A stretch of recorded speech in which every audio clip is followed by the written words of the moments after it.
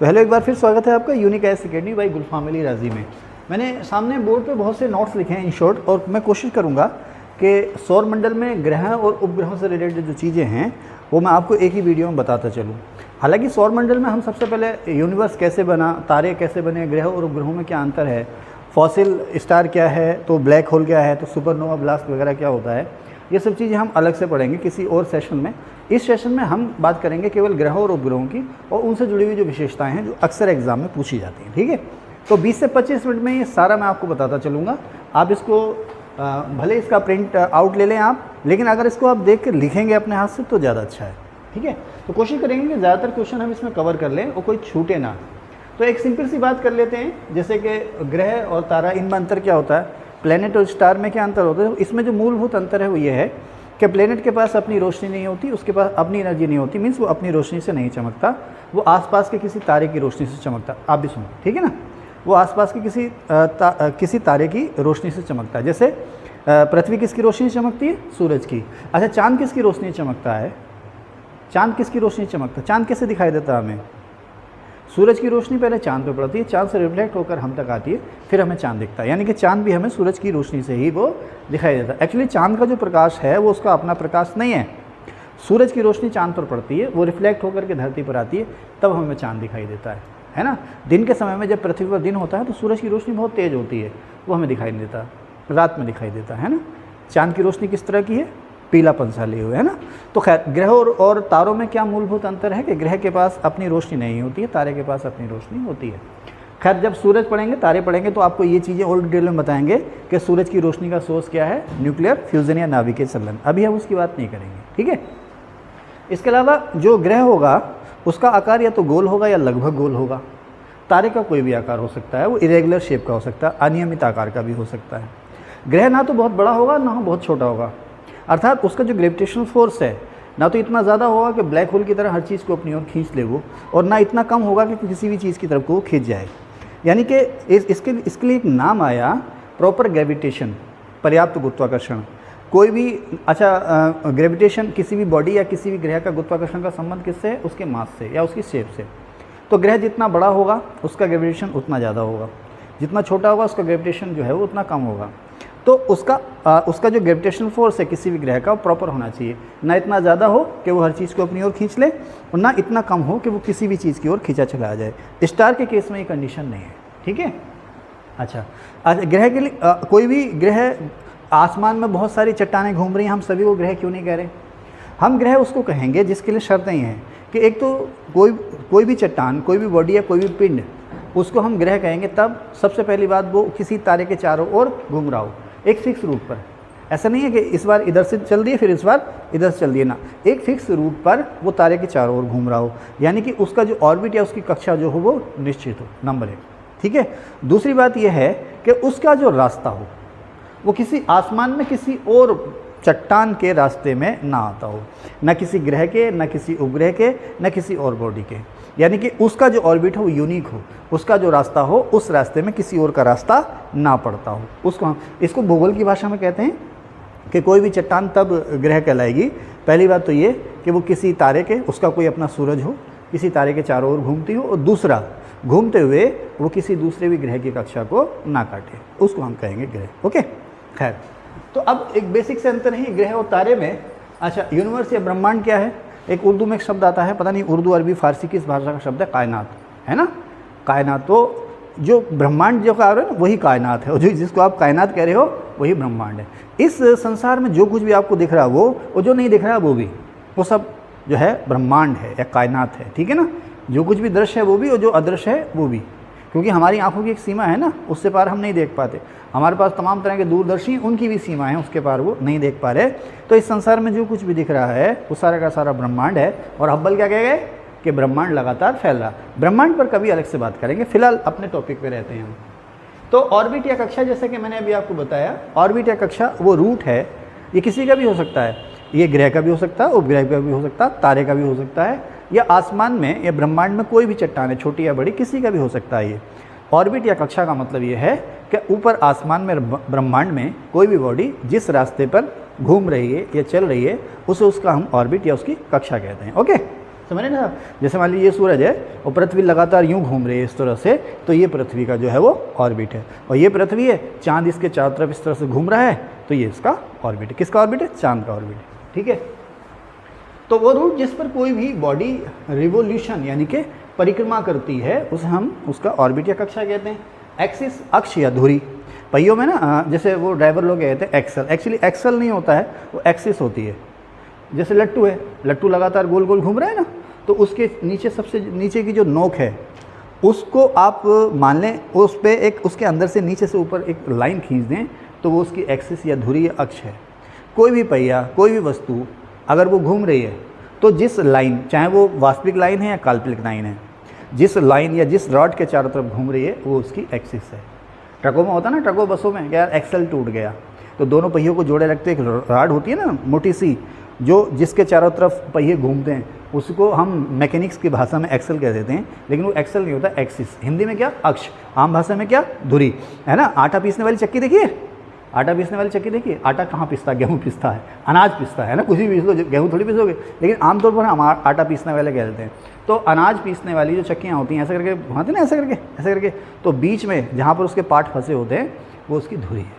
तो अब पृथ्वी की धुरी क्या है या किसी भी ग्रह की धुरी क्या होगी, है ना। मेरी गर्दन देख रहे हो ना, ऐसे ऐसे करके मैं घुमाऊँ तो क्या इसके चारों तरफ ये घूम रही है ना, तो ये इसकी एक्सिस है। तो पृथ्वी की धुरी क्या है? पृथ्वी के केंद्र से होकर जाने वाली रेखा जो उत्तरी ध्रुव और दक्षिणी ध्रुव दोनों को मिलाती है, वो काल्पनिक रेखा है, वो कोई रेखा है थोड़ी, हमने उसकी कल्पना कर ली, उसी को हम पृथ्वी की एक्सिस या अक्ष या धुरी कहते हैं। तो किसी भी ग्रह, उपग्रह या किसी भी चट्टान की का अक्ष या धुरी क्या होगी? वो रेखा जिसके चारों ओर वो घूमती है, घूर्णन करती है। ठीक है ना, समझ गए? ओके, तो अक्ष मैंने खैर पहले आपको बता दिया है, लेकिन फिर भी तो एक्सिस का जो संबंध या अक्ष का संबंध क्या है? ये काल्पनिक रेखा है जिसके चारों ओर कोई भी बॉडी घूमती है। ठीक है, रोटेशन और रिवोल्यूशन में क्या अंतर है? जब पृथ्वी या कोई भी ग्रह जो है अपनी धुरी पर घूमता है तो उसे हम कहते हैं रोटेशन या घूर्णन, और जब वो किसी तारे की ओर, जैसे पृथ्वी सूरज के चारों ओर घूम रही है, तो उसे हम क्या कहते हैं? रिवोल्यूशन या परिक्रमा, है ना। कैसा हुआ? घूर्णन गति। घूर्णन गति का मतलब क्या है? रोटेशनल स्पीड या रोटेशनल वेलोसिटी। तो घूर्णन गति का मतलब क्या हुआ? वो वेलोसिटी या वो गति जिससे पृथ्वी अपनी धुरी पर चारों ओर घूम रही है। रिवोल्यूशन स्पीड या रिवोल्यूशन वेलोसिटी क्या है? मतलब वो स्पीड या वो वेलोसिटी जिससे पृथ्वी सूरज के चारों तरफ घूम रही है। तो सूरज के चारों तरफ घूमना या किसी तारे के चारों तरफ घूमना वो क्या है? परिक्रमण या परिक्रमा, या इंग्लिश में रिवोल्यूशन। अपनी धुरी पर घूमना वो क्या है? रोटेशन या घूर्णन। ओके, चलिए खैर, अब हम इस ब्रह्मांड में नहीं, हमारे सौर मंडल में या हमारे सौर परिवार में, हमारा सौर मंडल या हमारे सौर परिवार का मतलब क्या हुआ? सूरज है ना। सूरज के चारों ओर जो कुछ भी घूम रहा है, सूरज के चारों ओर जो कुछ भी घूम रहा है, चाहे कोई ग्रह है या उपग्रह है या कॉमेट है, एस्ट्रॉइड है, कुछ भी है, कोई चट्टान है, सूरज के चारों तरफ जो भी घूम रहा है वो उसका परिवार है। हिंदी में इसको कहते हैं सौर मंडल, इंग्लिश में इसको कहते हैं सोलर सिस्टम। ओके, ब्रह्मांड में नहीं, हमारे सोलर सिस्टम या हमारे सौर मंडल में कुल कितने ग्रह हैं? 8। पहले 9 होते थे, लेकिन 9वां जो ग्रह था जिसका नाम था प्लूटो या यम, उस ग्रह की जो कैटेगरी थी उससे हटा दिया। ये बताएंगे क्यों हटाया। तो अब जो है कुल 8 ग्रह हैं। ओके, अब कुल कितने ग्रह हैं? 8 ग्रह हैं। अब जो, हाँ यहाँ पे लिख दूँ मैं, जो यम ग्रह है या प्लूटो या यम, प्लूटो या यम, अब ये ग्रह ना होकर के ये क्या हो गया है? इसको क्या नाम दे दिया हमने? बोना ग्रह या क्षुद्र ग्रह या ड्वार्फ प्लैनेट। किसको? प्लूटो या यम को। ओके, अब अगर हम पृथ्वी से दूरी के अनुसार चलें, जैसे हम देखते हैं ना भाई कौन सा ग्रह सूर्य से कितना दूर है या कितना नज़दीक है, तो अगर हम सूर्य से दूरी की बात करें तो सूर्य से, आपको पता है कि सूरज के सबसे नज़दीक जो है बुध है और सबसे दूर जो है वो वरुण है। लेकिन कभी कभी थोड़ा सा अगर पेपर उसने कठिन बना दिया तो इसके अलावा भी आपसे वो पूछ सकता है। तो सूरज के सबसे नज़दीक है बुध, उसके बाद शुक्र, बुध शुक्र पृथ्वी मंगल, मंगल के बाद बृहस्पति शनि अरुण और वरुण। तो यहाँ पे देखें सबसे नज़दीक बुध, उसके बाद फिर शुक्र, फिर पृथ्वी, मंगल, और सबसे दूर कौन है? अरुण और वरुण। सबसे लास्ट में क्या आता है? वरुण। इसीलिए वरुण जो है वो सबसे ठंडा ग्रह भी है। वरुण जो है वो सूरज के सबसे दूर है, तो सूरज की गर्मी इसको सबसे कम मिलती है अन्य ग्रहों की तुलना में, तो ये सबसे ठंडा ग्रह भी है। खैर, अच्छा, अब वही बात हम करें पृथ्वी से दूरी के अनुसार अगर कम लें तो पृथ्वी के सबसे नज़दीक जो है वो शुक्र ग्रह है। कभी कभी हम लोग मंगल कहते हैं, लेकिन वो ध्यान रखना मंगल नहीं है। पृथ्वी के सबसे नज़दीक है शुक्र, उसके बाद मंगल, बुध, बृहस्पति, शनि और अरुण और वरुण। तो पृथ्वी के सबसे नज़दीक है शुक्र, सूर्य के नज़दीक सबसे नज़दीक है बुध, लेकिन पृथ्वी और सूर्य दोनों के ही सबसे दूर है कौन सा ग्रह? वरुण। Okay, Varun, Neptune. ठीक है, आगे चलें। अब एक बात आती है आंतरिक ग्रह और बाह्य ग्रह। आंतरिक ग्रह यानी कि अंदर के, बाह्य ग्रह यानी कि बाहर के। अब हमारे सोलर सिस्टम में कुल 8 ग्रह हैं। इसमें से 4 ग्रह ऐसे हैं जो ज़्यादातर चट्टानों से बने हुए हैं। अच्छा, एक चीज़ और मैं बता दूं, जो मैं आपको ग्रह और उपग्रह का अंतर मैं बता रहा था, तो जो ग्रह हैं ना वो बने हुए चट्टानों से, लेकिन कुछ ग्रह ऐसे भी हैं जिनमें चट्टानें तो हैं ही हैं, गैसें भी हैं, लेकिन आमतौर पर हम कहेंगे कि ग्रह वो हैं जो चट्टानों से बने हुए हैं। लेकिन शनि और बृहस्पति ऐसे ग्रह हैं, इनमें चट्टानों के साथ साथ बहुत सारी गैसें भी हैं, समझ रहे ना। तो अब ऐसे ग्रह जिनकी सतह में चट्टानें ज़्यादा हैं, चट्टानें ही हैं, उन्हें हम कहते हैं पृथ्वी जैसे ग्रह। कैसे ग्रह? पृथ्वी जैसे ग्रह या पार्थिव ग्रह। मैंने लिखा भी देखो, पार्थिव ग्रह या चट्टानी ग्रह या पृथ्वी जैसे ग्रह। अब ये जो कुल 4 ग्रह कौन कौन से? बुध, शुक्र, पृथ्वी और मंगल। अब इन्हें आप बिना किसी जो है कि दूरबीन की सहायता के देख सकते हो आप। अगर रात में आसमान साफ़ है तो कुछ कंडीशंस ऐसी आती हैं, शुक्र तो रोज़ ही दिखाई देता है ना। चांद के पास जो सितारा है वो सितारा हसीन लगता है, तो जब चांद उदय होता है ना तो उसके पास आपको एक तारा दिखाई देता है सबसे पहले। तो एक्चुअली वो तारा नहीं है, वो बुध ग्रह है, वो बुध ग्रह रोज़ दिखाई देता है आपको। ठीक है, खैर, तो मैं क्या कह रहा था, कहाँ था मैं? हाँ, तो ऐसे ग्रह जो थोड़े से आपसे नज़दीक भी हैं, इसके अलावा जिन्हें आप बिना किसी दूरदर्शी की सहायता के खुली आंखों से देख सकते हैं, उन्हें हम कहते हैं बेटे आंतरिक ग्रह, इनर प्लेनेट। बुध, शुक्र, पृथ्वी और मंगल। अच्छा, ये चट्टानी भी हैं, तो पृथ्वी भी चट्टानी ग्रह है, तो इनको हम पृथ्वी जैसा ग्रह कह देते हैं या पार्थिव ग्रह। इस पार्थिव ग्रह या पृथ्वी जैसा ग्रह कहने का मतलब ये नहीं है कि यहाँ भी हवा पानी मिल रहा हो ना, सिर्फ ये कि जिस तरह से पृथ्वी चट्टान से बनी हुई है उस तरह से ये भी बने हुए हैं। ओके, तो पार्थिव ग्रह या आंतरिक ग्रह या चट्टानी ग्रह कौन से हुए? बुध, शुक्र, पृथ्वी और मंगल, कुल 4। बाकी 4 जो बचे उन्हें हम क्या कहते हैं? यहाँ मैंने लिखा है जोबियन या बृहस्पति जैसे, जोबियन प्लैनेट या बृहस्पति जैसे या गैसीय ग्रह, क्योंकि इनकी बनावट में गैसों का जो रोल है वो ज़्यादा है। कौन कौन से हैं? बृहस्पति, शनि, अरुण और वरुण। बृहस्पति, शनि, अरुण और वरुण। ओके, चलिए अब उपग्रह भी है। जैसे चांद जो है पृथ्वी के चारों ओर घूम रहा है तो वो पृथ्वी का उपग्रह है। फोबोस और डीमोस नाम की चट्टानें मंगल ग्रह के चारों ओर घूम रही हैं, तो वो किसके उपग्रह हैं? मंगल के, है ना। तो कोई भी चट्टान जो किसी ग्रह के चारों ओर घूम रही है वो उसका उपग्रह है। क्या है वो? उसका उपग्रह। तो जैसे देखें आप, शनि के उपग्रह, बहुत सारे उपग्रह हैं जो खासकर से एग्जाम में पूछे जा रहे हैं, वो मैंने लिखे हैं, आप इन्हीं को याद कर लो, इसी से आपका काम चल जाएगा। शनि के उपग्रह टाइटन, रिया, टेथिस। अरुण के टिटानिया, एरियल, मिरांडा। वरुण के ट्रिटान और नेरीड। पृथ्वी के नहीं, के क्यों नहीं कहा? क्योंकि एक ही है। पृथ्वी का चंद्रमा और मंगल के फोबोस और डिमोस। मंगल के केवल 2 उपग्रह हैं, पृथ्वी का केवल 1 है, बुध और शुक्र का कोई उपग्रह है ही नहीं। ठीक है, आपसे ये पूछ लेगा कि सबसे बड़ा उपग्रह किसका है, तो सबसे बड़ा उपग्रह खैर जो है कि बृहस्पति का कौन सा? गैनीमेड। किसने खोजा था? गैलीलियो ने खोजा था, है ना। तो खैर अभी आप देखें सबसे बड़ा उपग्रह बृहस्पति का, मैंने लिखा यस, बृहस्पति का सबसे बड़ा उपग्रह जो है वो गैलीलियो है। शनि का टाइटन है, अरुण का टिटानिया। दोनों नाम मिलते जुलते हैं लेकिन आपको याद रखना पड़ेगा। इसका एक तुक्का ये है कि शनि में 2 अक्षर हैं, अरुण में 3 अक्षर हैं, मात्राएं तो कहीं हैं, तो इसका नाम बड़ा है, इसका नाम छोटा है ना। तो ऐसे कर सकते हो आप, टाइटन और टिटानिया। तो शनि का टाइटन, अरुण का टिटानिया, बृहस्पति का गैलीलियो और वरुण का ट्रिटॉन, है ना। हालांकि ये चीज़ें आपको बुक्स में मिल जाएंगी, है ना, लेकिन बुक्स में ये चीज़ें बिखरी हुई होती, मैं इनको एक जगह समेट के ले आया हूँ, बस ये खूबी है। अगर बुक्स में और इनमें अंतर करें आप तो ये सारी चीज़ें बुक्स में मिलेंगी आपको। कुछ एक चीज़ें क्या होती हैं, कुछ चीज़ें एक बुक में होती हैं, दूसरी में नहीं होती, दूसरी में होती है, तीसरी में होती हैं। मैं इनको सबको एक साथ समेट कर लेकर आया हूँ ताकि आपको याद करने में आसानी हो जाए। ठीक है, अरुण का टिटानिया, वरुण का ट्रिटान और मंगल का फोबोस और सॉरी क्या बोल गया मैं, कहाँ मैं क्या कह रहा था? सबसे बड़ा उपग्रह तो शनि का क्या है? टाइटन। बृहस्पति का सबसे बड़ा उपग्रह गैलीलियो, अरुण का टिटानिया, वरुण का ट्रिटान और मंगल का फोबोस। ओके, आगे चलें। अब एक बात आती है इसकी, अभी इसको हम डिस्कस बाद में करेंगे, पहले यहाँ पर आ जाते हैं। पहले हम पसीना पोंछ लेते हैं, है ना। बहुत उमस हो रही, कोई नहीं वीडियो चलने दो, बहुत उमस हो रही है उत्तर भारत में इस समय, है ना।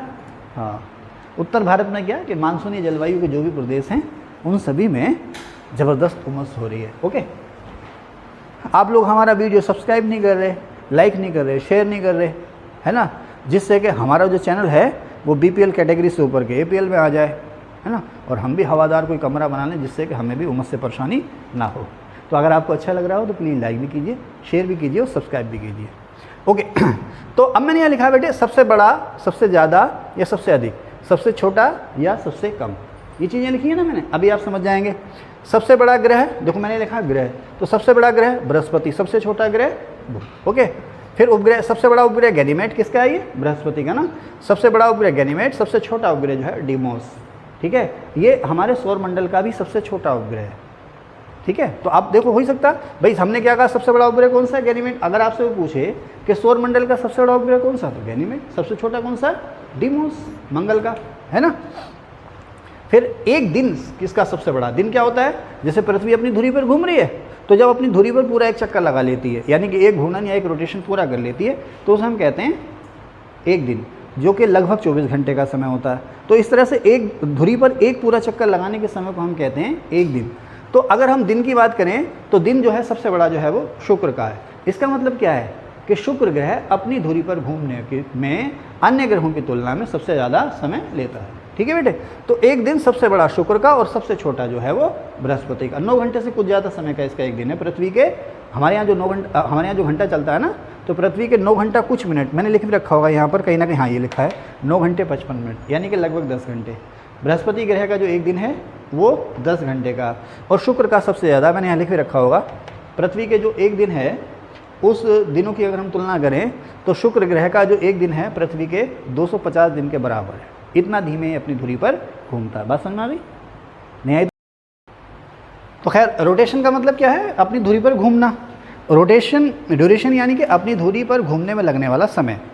अच्छा, एक दिन क्या होता है? पृथ्वी के एक दिन का मतलब क्या है कि पृथ्वी जब अपनी धुरी पर एक चक्कर पूरा कर लेती है ना, तो हो गया पृथ्वी का एक दिन। हालांकि हम लोग क्या कहते हैं कि जो जिस समय में सूरज की रोशनी मिल रही है वो दिन है, और जिस समय सूरज की रोशनी नहीं मिल रही है वो रात है। यानी कि जब उजाला है तो दिन है और जब अंधेरा है तो रात है। लेकिन अगर भूगोल की भाषा में बात करें तो एक दिन का मतलब है वो पूरे के पूरे लगभग 24 घंटे जो जिसमें पृथ्वी अपनी धुरी पर एक पूरा चक्कर लगा लेती है। यानी कि एक दिन का मतलब क्या है कि कोई भी ग्रह अपनी धुरी पर एक चक्कर लगाने में जितना समय लेगा वो उसके एक दिन के बराबर होगा। पृथ्वी घूमती है 24 घंटे में, तो इसे हम कहते हैं एक दिन। अच्छा, शुक्र जो है अपनी धुरी पर घूमता है लगभग 250 दिन में। पृथ्वी का अगर हम दिन से तुलना करें तो शुक्र ग्रह जो है अपनी धुरी पर घूमता 250-250 दिन में। यानी कि हमारे यहाँ जो एक साल होता है उससे थोड़ा सा ही कम जो है शुक्र ग्रह का एक दिन है। समझ रहे ना? लेकिन बृहस्पति ग्रह देखो, तो बृहस्पति ग्रह अपनी धुरी पर घूम जाता मात्र 9 घंटे 55 मिनट में। तो इस तरह से अगर हम ये देखें कि घूर्णन अवधि या घूर्णन में लगने वाला समय किसका सबसे ज़्यादा है? शुक्र का। और सबसे कम किसका? बृहस्पति का। तो इसीलिए हमने कहा कि अगर हम दिन की बात करें तो सबसे बड़ा दिन शुक्र ग्रह का और सबसे छोटा दिन जो है वो बृहस्पति ग्रह का। ठीक है, आगे चलें। नेक्स्ट, अब एक वर्ष। अब एक वर्ष का क्या है? हमारा जो एक वर्ष है ना, हमारा एक वर्ष कितने दिन का? हमारे यहाँ लगभग 365 दिन का। तो पृथ्वी जब सूरज के चारों ओर एक पूरा चक्कर लगा लेती है तो उसे हम एक साल या एक वर्ष कहते हैं। तो इसी तरह से कोई भी ग्रह है वो सूरज के चारों ओर जितने समय में चक्कर लगाएगा एक पूरा, उसे उसका एक साल कहेंगे। तो अब आप देखेंगे कि बुध ग्रह जो है सूरज के सबसे नज़दीक है, तो ये सूरज का एक चक्कर सबसे जल्दी लगा लेता है। तो सबसे छोटा अगर वर्ष कहें, बुध बोला मैंने, शुक्र तो नहीं बोल दिया? मैंने शुक्र तो नहीं बोल दिया ना? तो चलो फिर से देख लेता हूँ कि बुध ग्रह जो है वो सूरज के सबसे पास है, इसलिए सूरज का चक्कर सबसे जल्दी लगा लेता है। तो इसका जो वर्ष है वो अन्य ग्रहों की तुलना में सबसे छोटा है। वरुण ग्रह सूरज के सबसे दूर है। तो ये सूरज का एक चक्कर या एक परिक्रमा या एक रिवोल्यूशन लगाने में सबसे ज़्यादा समय लेता है, इसलिए इसका एक वर्ष जो है वो सबसे ज़्यादा है या सबसे बड़ा है। तो यहाँ पर मैंने लिखा है, फिर से रिपीट कर लेते हैं कि एक दिन सबसे बड़ा शुक्र का और सबसे छोटा बृहस्पति का, घूर्णन अवधि सबसे ज़्यादा शुक्र की और सबसे कम बृहस्पति की, एक वर्ष सबसे बड़ा वरुण का और सबसे छोटा बुध का। सूरज का एक चक्कर लगाने में जो समय सबसे ज़्यादा लेता है वरुण और सबसे कम बुध। ठीक है, सूर्य से दूरी की बात करें तो सूरज के सबसे दूर है वरुण और सबसे नज़दीक, सबसे कम दूर है या सबसे नज़दीक है बुध। पृथ्वी से दूरी की बात करें तो पृथ्वी के भी सबसे दूर है वरुण और पृथ्वी के सबसे कम दूर या पृथ्वी के सबसे नज़दीक है शुक्र। ध्यान रखना, मंगल नहीं है, शुक्र है। हमारे ज़्यादातर मिशन जो है मंगल पे हैं, इसलिए क्योंकि मंगल जो है बहुत गर्म नहीं है ना, पृथ्वी जैसे ही है लगभग। शुक्र बहुत गर्म है, तो उस पर उतरना अभी तो संभव नहीं है। ठीक है, तो पृथ्वी से सबसे दूर है वरुण और सबसे नज़दीक है शुक्र ग्रह। पलायन वेग या एस्केप वेलोसिटी सबसे ज़्यादा बृहस्पति ग्रह पर है, सबसे कम पता नहीं किस पे है। उसी तरह से अपनी एक्सिस पर झुकाव जो है सबसे ज़्यादा अरुण ग्रह का, इसीलिए अरुण ग्रह को हम क्या कहते हैं, लेटा हुआ ग्रह। और सबसे कम किसका है पता नहीं है, आप लोगों को पता हो तो कमेंट करना, ठीक है। दैनिक तापांतर यानी कि डे टेम्परेचर डिफरेंस, इसका मतलब ये है कि दिन के समय में टेम्परेचर ज़्यादा होता है, रात के समय में थोड़ा सा कम होता है। अभी आप देखो ना, हमारे यहाँ दिन में जो टेम्परेचर 44-45 डिग्री सी होगा, यही टेम्परेचर रात में 2 से 4 बजे के बीच में गिर के 25-26 डिग्री सी पर अब आ जाएगा। तो इन दोनों का जो अंतर होता है ना, इसे हम कहते हैं डे टेम्परेचर डिफरेंस या दैनिक तापांतर। अच्छा, अब जो बुध ग्रह है ना, वहाँ पर वायुमंडल नहीं है। हमारे ग्रह पर, हमारे पृथ्वी ग्रह पर वायुमंडल है पर्याप्त, ना बहुत ज़्यादा ना बहुत कम, इतना कम भी नहीं है जैसे कि मंगल ग्रह पर। मंगल ग्रह पर वायुमंडल बहुत कम है ना, इसलिए वहाँ जीवन की संभावना है तो, लेकिन जीवन पनप नहीं रहा। हमारे यहाँ जो वायुमंडल है इतना ज़्यादा भी नहीं है कि बहुत ज़्यादा गर्मी हो जाए कि हम यहाँ पर सभी कुछ भाप बन के उड़ जाए, इतना कम भी नहीं है कि हम सांस ही ना ले पाएँ, ऑक्सीजन बिल्कुल ख़त्म हो जाए, पर्याप्त है। हमारे यहाँ क्या है, ये पर्याप्त है। अब देखो ना, ईश्वर ने जो कुछ भी बनाया ठीक ठाक बनाया। बारिश है तो इतनी ज़्यादा नहीं है कि हमेशा बाढ़ आती रहे, है ना, तो गर्मी है तो इतनी ज़्यादा नहीं कि हम सब भाप बन करके उड़ जाएं, पर्याप्त है। इसीलिए पृथ्वी जो है वो रहने लायक है। ओके, तो हम क्या कह रहे थे बेटे, पलायन वेग कह रहे थे, क्या कह रहे थे, नहीं, हम दैनिक तापांतर की बात कर रहे थे। तो जो हमारे ग्रह में जो गैसें हैं ना, carbon dioxide, methane, ethane, nitrous oxide, जिन्हें हम ग्रीन हाउस गैसेस भी कहते हैं ना, और नमी, जो हवा में जो नमी है, इसकी वजह से हमारे आसपास हीट रहती है या गर्मी रहती है। अब ये हमारे वायुमंडल में ही तो हैं, इनकी वजह से हमारी धरती जो है वो गर्म रहती है। लेकिन जो बुध ग्रह है उस पर वायुमंडल है ही नहीं। आप जिस दिन हम ये पढ़ा रहे थे आप थी नहीं, तो अब देखो टुकर है ना, हाँ। तो बुध ग्रह पर वायुमंडल है ही नहीं, तो दिन के समय में सूरज की जितनी भी गर्मी आती है वो सारी बुध की सरफेस सोख लेती है, और दिन के समय बुध इतना गर्म हो जाता है जैसे तपता हुआ गोला। रात के समय में आपको पता है कि जो जितने अच्छे अवशोषक होते हैं उतने अच्छे उत्सर्जक भी होते हैं। तो जैसे ही बुध ग्रह पर रात का समय होता है, वायुमंडल तो है नहीं, वायुमंडल उस गर्मी को रोक लेता, लेकिन वायुमंडल है नहीं, तो जितनी भी गर्मी बुध ग्रह ने शो की थी वो सारी स्केप हो जाती है स्पेस में। रात के समय में ये बर्फ़ का गोला हो जाता है। तो दिन के समय में टेम्परेचर यहाँ बहुत ज़्यादा होता है, 175 डिग्री सी तक हो जाता है। रात के समय में यही टेम्परेचर रात माइनस में चला जाता है। तो बुध ग्रह पर डे टेम्परेचर डिफरेंस या दैनिक तापांतर सबसे ज़्यादा है, और दैनिक तापांतर सबसे कम जो है वो पता नहीं किस पे, वो शुक्र पे है या वरुण पे है। आप लोग रिसर्च करके देख लेना, पता चले तो मुझे ही बताएगा, ठीक है। सबसे गर्म ग्रह शुक्र ग्रह है। किसकी वजह से? चांद, मैंने आपको बताया था शुक्र ग्रह जो है सबसे गर्म ग्रह है। क्यों है, कोई खास वजह इसकी? हाँ, एनीवन? इमरान जी? मीथेन, इसके वायुमंडल में CO2 है, 96% CO2 है, जो कि गर्मी को सोखती है।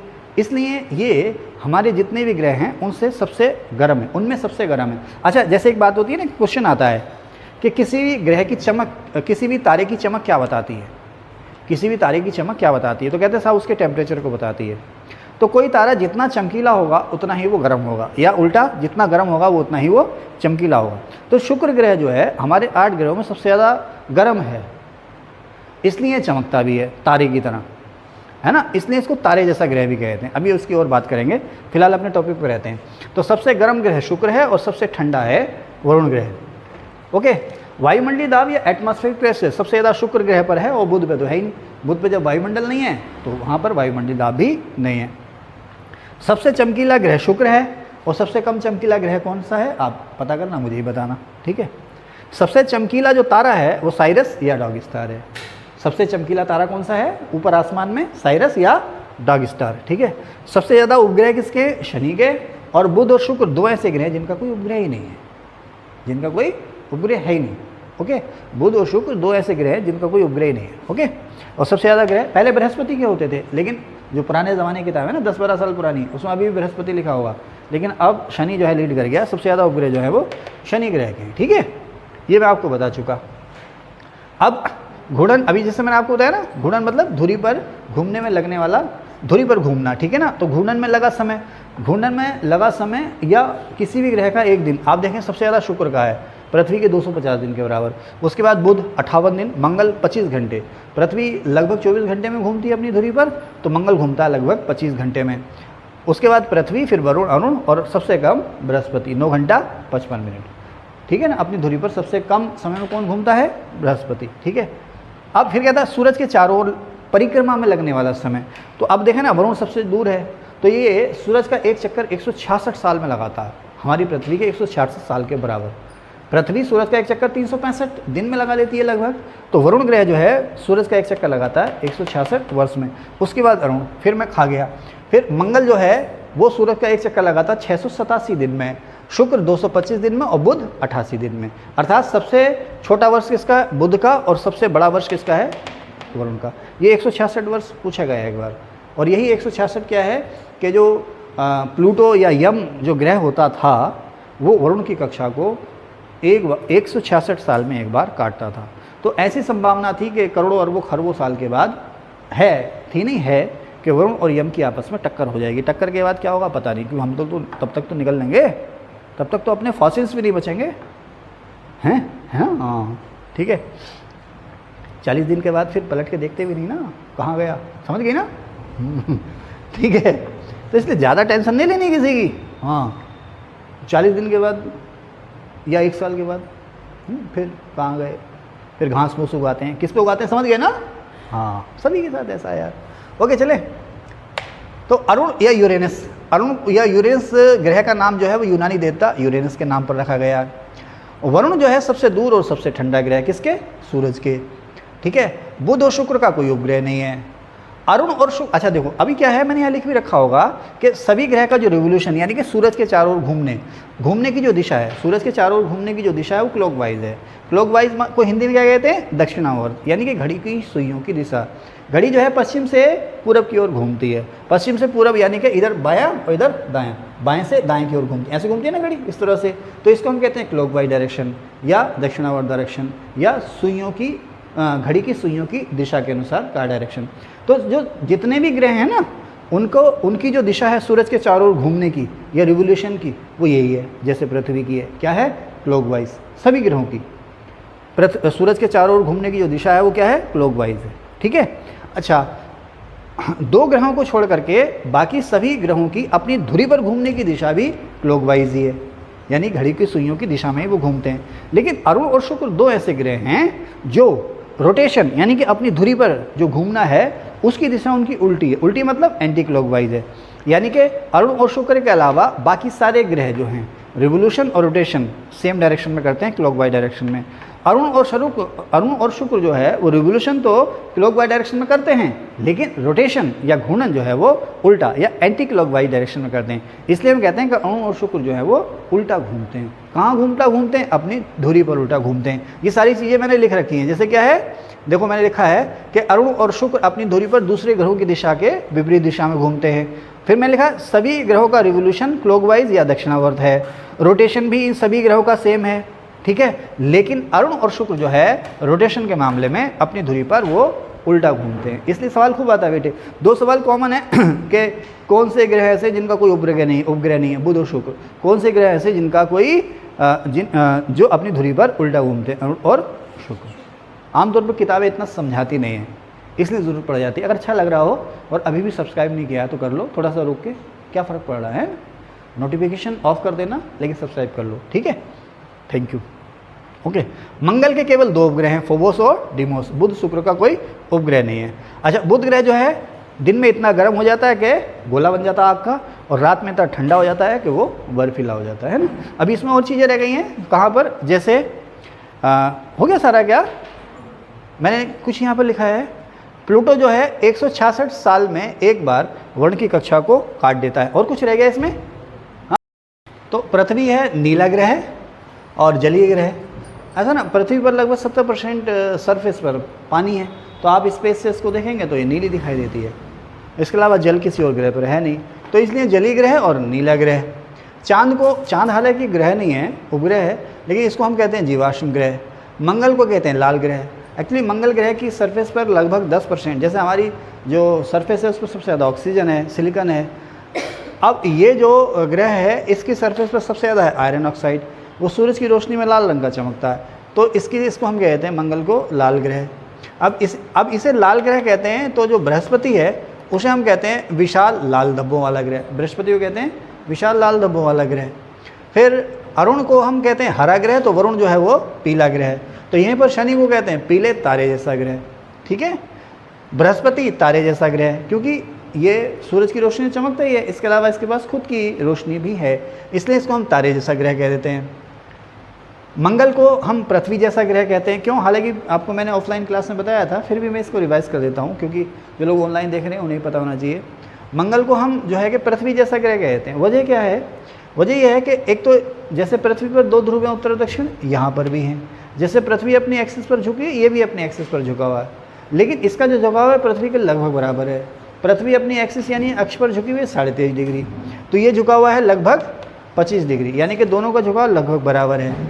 इसके अलावा हमारे यहाँ वायुमंडल है, वायुमंडल मंगल ग्रह पर भी मिलता है, हालांकि विरल वायुमंडल है। जैसे हमारे यहाँ ऋतु परिवर्तन होते हैं, सर्दी गर्मी बरसात, मंगल ग्रह पर भी होते हैं ऋतु परिवर्तन। अच्छा, पृथ्वी के अलावा ये केवल एक ऐसा ग्रह है जहाँ पर जीवन की संभावना है, और इसका जो एक दिन है वो पृथ्वी के लगभग बराबर है। 25 घंटे का इसका एक दिन है, पृथ्वी का 24 घंटे का, वो लगभग बराबर है, इसलिए हम इसको कहते हैं पृथ्वी जैसा ग्रह। ठीक है, ओके। जैसे अब तो खैर ये रिवाज धीरे धीरे ख़त्म हो जा रहा है, डिस्क्रिप्टिव टाइप आंसर्स का मेन एग्ज़ाम होते थे, धीरे धीरे ख़त्म होते जा रहे हैं, तो लेकिन अभी भी बचे हुए कुछ स्टेट जो है वो लोअर पीसीएस का एग्ज़ाम कराते हैं। जैसे आपके यहाँ आरओ का एग्ज़ाम हो जाता है, उसमें कुछ जीएस आ जाती है डिस्क्रिप्टिव, या कुछ स्टेट जो हैं पीसीएस का जो डिस्क्रिप्टिव एग्ज़ाम कराते हैं मेंस का, तो इसमें तरह के नोट्स लिखने को आ जाते हैं, तो वहाँ पर ये काम आपको देंगे। ठीक है। शुक्र ग्रह जो है इसको हम कहते हैं पृथ्वी की बहन। अच्छा, होता क्या है ना, शुक्र ग्रह जो है उसका जो मास और शेप है, शुक्र ग्रह का मास और शेप जो है, द्रव्यमान और आकार पृथ्वी के लगभग बराबर है, एक बात। दूसरा, ये काफ़ी पास हैं, इतने पास नहीं कि आज हाथ मिला लें, इतने पास नहीं है, लेकिन स्पेस में जो दूरियां हैं उसके मुताबिक ये लगभग पास हैं। तो अगर आप स्पेस में इन्हें देखोगे तो ऐसा लगेगा जैसे कि बिल्कुल पास हैं, और चूंकि इनकी शेप बराबर है, आकार बराबर है, दोनों एक से ही लगते हैं, इसलिए इनका हमने नाम रख दिया क्या?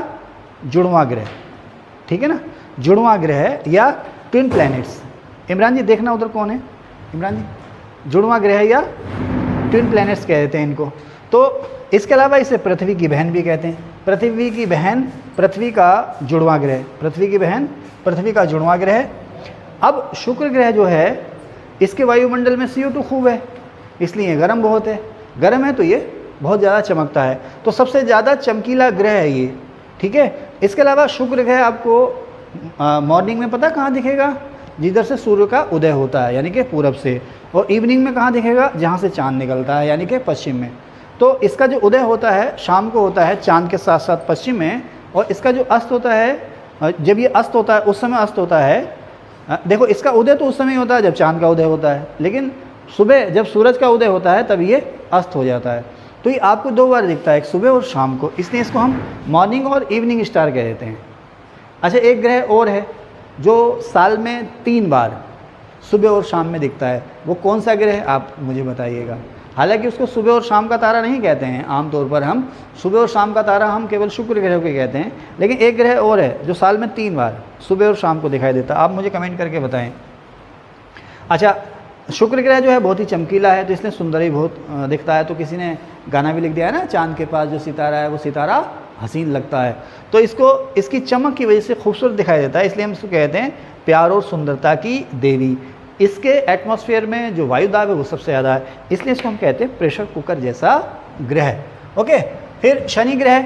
अच्छा, आपको पता है शनि ग्रह के चारों, अच्छा हमारा जो वायुमंडल है ना, हमारे वायुमंडल में रंगहीन या कलरलेस गैसेस ज़्यादा हैं, इसलिए हमारा वायुमंडल कलरलेस दिखता है। हालांकि कुछ रंगीन गैसें भी हैं, लेकिन उनकी जो मात्रा हमारे वायुमंडल में बहुत कम है, तो उनके कलर का इफेक्ट हमें दिखता नहीं है, तो हमारा जो वायुमंडल है कलरलेस दिखता है।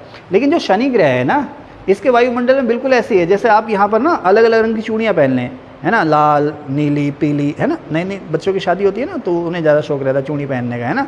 फिर 1 साल बाद आ जा, फिर चूड़ी उतार के तो लड़ेगी, है 1 साल बाद जब लड़ेगी चूड़ी उतार के लड़ेगी, तो चूड़ी उड़ी सब उतार के आ जा, फिर आ जा, है ना, युद्ध का मैदान बन जाता है घर।